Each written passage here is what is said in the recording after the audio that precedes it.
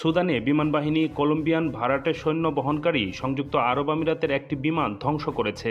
এই হামলায় কমপক্ষে ৪০ জন নিহত হয়। বুধবার রাতে সেনাবাহিনীর সাথে সংযুক্ত রাষ্ট্রীয় টেলিভিশনের এক প্রতিবেদনে এ তথ্য জানানো হয়।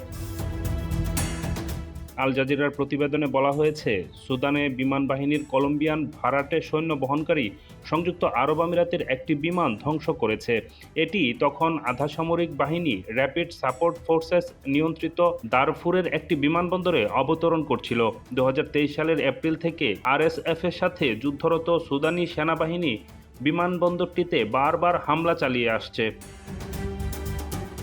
নাম প্রকাশ না করার শর্তে বার্তা সংস্থা এএফপিকে একটি সামরিক সূত্র জানিয়েছে, দারফুরের নায়ালা বিমানবন্দরে আমিরাতের বিমানটি বোমা হামলার শিকার হয়ে সম্পূর্ণ ধ্বংস হয়েছে।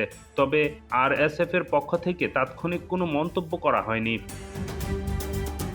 কলম্বিয়ান প্রেসিডেন্ট গুস্তাভো পাত্রে বলছেন, তার সরকার আক্রমণে কতজন কলম্বিয়ান নিহত হয়েছে তা জানার চেষ্টা করছে। তিনি আরও বলেন, তাদের লাশ ফিরিয়ে আনার চেষ্টা করবে।